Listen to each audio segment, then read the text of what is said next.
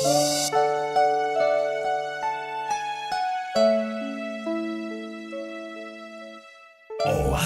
de vida. Una pausa para la reflexión espiritual con el pastor Anilio Moreno.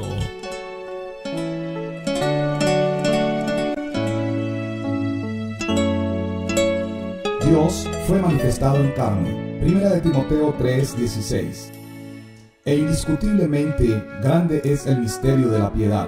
Dios fue manifestado en carne, justificado en el Espíritu, visto de los ángeles, predicado a los gentiles, creído en el mundo, recibido arriba en gloria.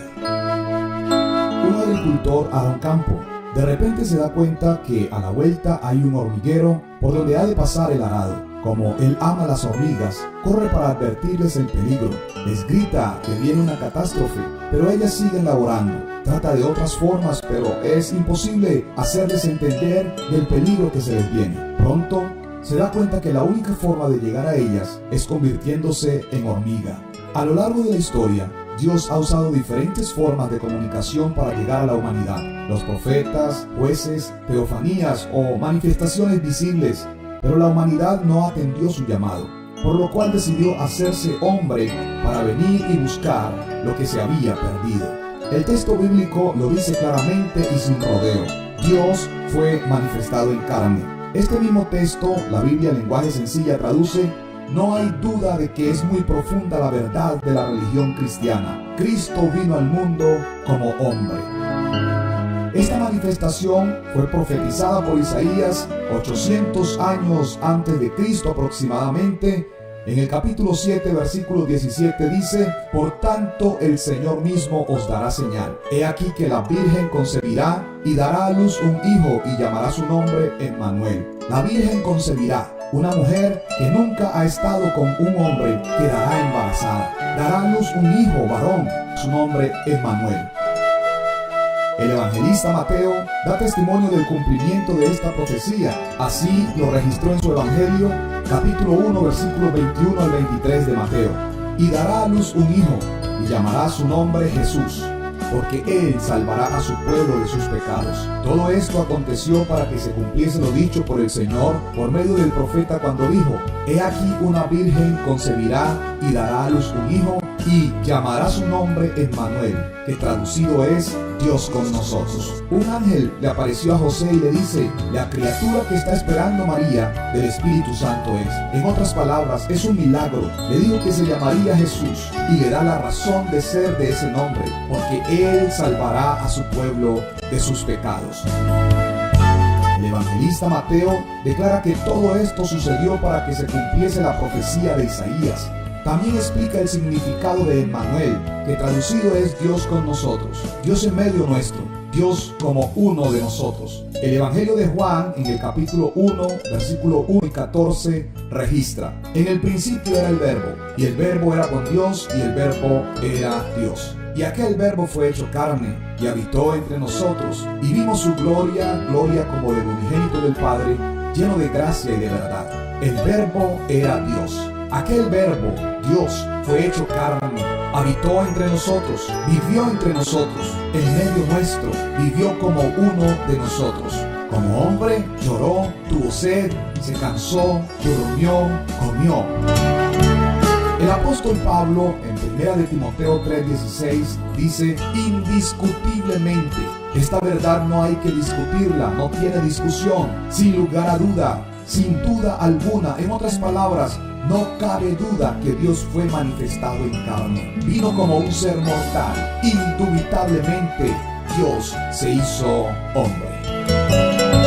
El único Dios eterno, poderoso, el creador de todo lo que existe, indivisible, se manifestó en carne para ser como uno de nosotros, se dio a conocer como hombre. ¿Para qué se manifestó en carne? Primera de Timoteo capítulo 1 versículo 15 dice: palabra fiel y digna de ser recibida por todos, que Cristo Jesús vino al mundo para salvar a los pecadores, de los cuales yo soy el primero. Le invito para que reconozca a Jesús no como la segunda o tercera persona de la divinidad, sino como el único verdadero Dios y la vida eterna. ¿Quién es Jesús? ¿quién es ese hombre? Que a los enfermos los sana, que a los muertos resucita, que a los malos transforma. ¿Quién es Jesús? ¿Quién es ese hombre? Las multitudes lo siguen y los hombres le piden bendiciones, para todos reparte. Ese es Jesús, que a ninguno envió por el camino con las manos vacías. Jesús no es cualquier aparecido, ni mucho menos aquel que han pintado. Jesús es Dios manifestado, que a este mundo ha venido a salvarnos. Jesús fue la Recuerda, segunda persona. no seas vencido de lo malo, mas vence con el bien el mal. Dios te bendiga.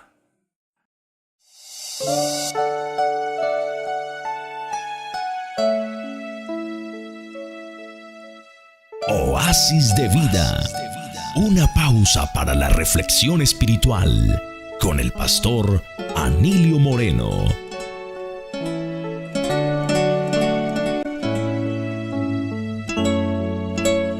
Dios fue manifestado en carne. Primera de Timoteo 3:16.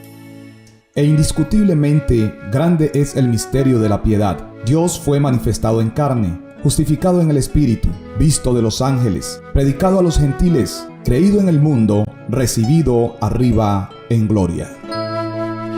Un agricultor hará un campo. De repente se da cuenta que a la vuelta hay un hormiguero por donde ha de pasar el arado. Como él ama las hormigas, corre para advertirles el peligro. Les grita que viene una catástrofe, pero ellas siguen laborando. Trata de otras formas, pero es imposible hacerles entender del peligro que se les viene. Pronto se da cuenta que la única forma de llegar a ellas es convirtiéndose en hormiga.